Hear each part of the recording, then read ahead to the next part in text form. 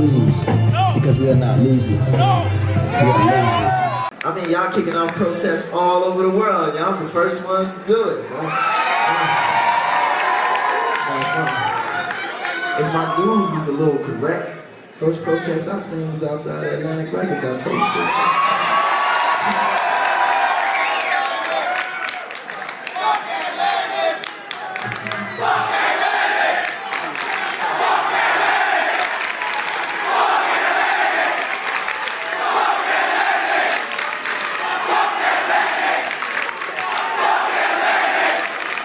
Yeah.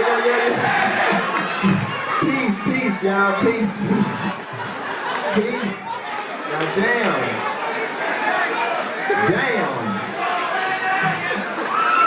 Sorry, Marsha. I don't know what came over me. But this song is dedicated to y'all. Y'all know the words. Sounds a little something like this.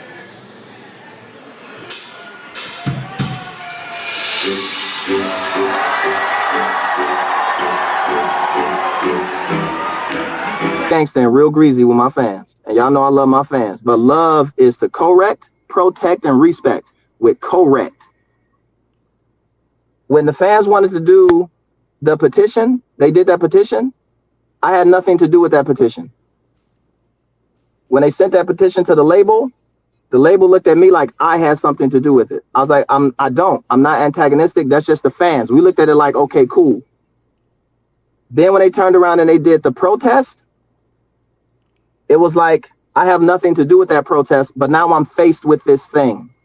I have to choose. And I either have to choose my fans or the label, because I can't do nothing. And I chose the fans, right? And NYPD kicked me out of the building at Atlantic. I wasn't allowed to go back in the building. And when I tell you that it destroyed little pieces and parts of my relationship with the label, it was cooked. On top of them trying to force me to do a 360 and everything else, they feel embarrassed about what just happened. Cooked. A lot of other artists would have turned their cheek to this and just said, I'm not supporting that. I gotta stay friends with the label. This could have easily gone against him, but it went the other way. He's staying true to his fans. He's not deserting us. He's not changing his music. He's not dumbing it down. He's staying true. And that really speaks to what he is. That speaks to us. That's what inspires us. That's what causes this. And that's what we're about, is staying true. The crazy part is they were protesting because my record company wouldn't give them like a release date. So a week and a half ago, they got a release date. I had absolutely nothing to do with this, like nothing. I didn't finance it, I didn't organize, I didn't do anything. Everything was organized by 2 kids from New Jersey. I think one's like 17. They did it all on the internet and all just kind of like organizing. You got kids who flew in. There's a kid out there with a plane ticket from Miami. There's another kid from LA. There's another guy from Houston. He's coming from, where you coming from? DC. You see, those kids got Leo Cohen to come outside with a boombox. He brought the president out the White House. How about that? 2014, when I couldn't get a release date for Tattoo on Youth, the homies Anonymous, shout out to my homies, they're my homies. When the word kind of got out that Lupe they were playing with people's release dates, Anonymous stopped fighting North Korea and the Ku Klux Klan and sent a letter to Atlantic and said, hey, if you don't release Lupe Fiasco's album, we're gonna dox the entire label. I had nothing to do with that. The label blamed me because they said I did it. They said I called Anonymous and told them to do the thing. And I know Anonymous through Occupy Wall Street. They were a big part of that. They doxed me once. And the guy who did it, the heads of Anonymous, they doxed him. They kind of kicked him out of the spot because he felt a certain way about something I did at one of the protests. Regardless of that, when they did when Anonymous did the threaten to hack and they was like, we gave him a release date and dropped me from the album, dropped me from the label. One of the terms of getting off Atlantic was they reset the clock on all my masters. So normally you get your masters at 10 years. This is real talk. Yeah, I never heard this. I was saving this for the memoirs. But I give it to you because y'all my family and the fans so they can know the real hard decisions that I had to make behind the scenes. Yeah, I think I'm Malcolm X, Martin Luther, Adam King, Adam Jr., some Bible verses. Coming soon. And AK-47, that's a revolution. He'll be here at 2 p.m. Microphone check, I make them all bounce. Every talent, make them America, make them all count. You don't need the whole set to add up to your mouth. It's gonna take to pay me all to keep me out your house. I'm sky high, I'm sky high, I'm sky high, I'm sky high.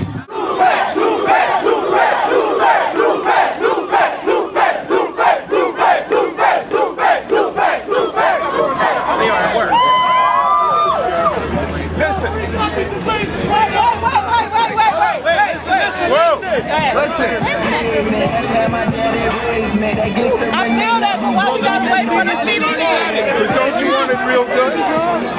Don't you want it real good? He's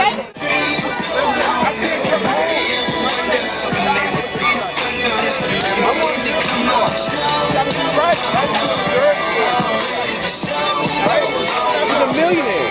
You gotta worry about anything. You're not going to put up with shit, but the perfect shit. And this is too important to us. When he came out, he was talking, he was saying that he loves Lupe Fiasco and they're gonna try, you know, to get the CD out. They wanna make it perfect. And this we're fed up because he's good. And you got the fans, you got the music, so what are you waiting on?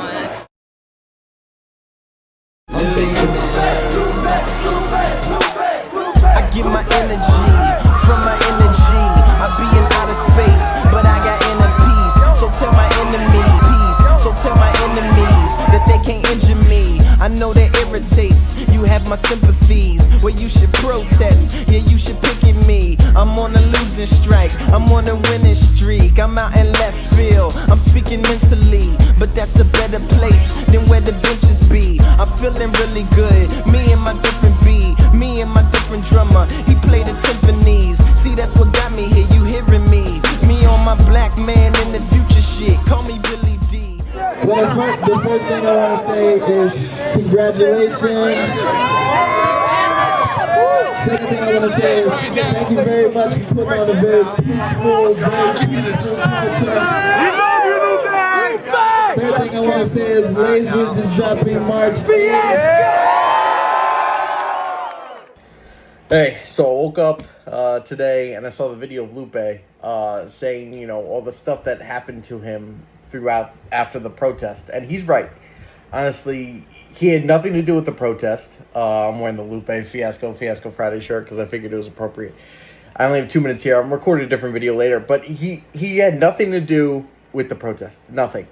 It was all organized by me and another kid from New Jersey. I was 19. He was 17, I believe. We did everything. And looking back on it, I would have changed so many things about the protest. I would have changed the messaging behind it. I would have been more about his artistic freedom to express what he wanted over just, I want lasers out. And it became that, and that kind of backfired on us because we got what was Atlantic's version of Lasers. Lasers still a good album. I love it. I will forever love that album. But it was Atlantic's record. It wasn't Lupe's from his soul, what he wanted. And honestly, it did take guts. It took balls to have our back like that. And to have the fans back and know the retaliation that was going to come out of this. I mean, in that video, when the crowd starts the F Atlantic chant, we locked eyes and we weren't sure what to do. And I clapped my hands and said, F Atlantic. And then he called for peace, and it was a back and forth, and it could not have been easy for him to take the fans back like he did. He had our back 100%. He showed up at the protest. He had our back the whole way. I'll forever love you, Lupe, for having our back. I appreciate it, man. I'm sorry it shook out the way it did, and, you know, it's nothing but love. I only need 2 minutes. I'll record another video.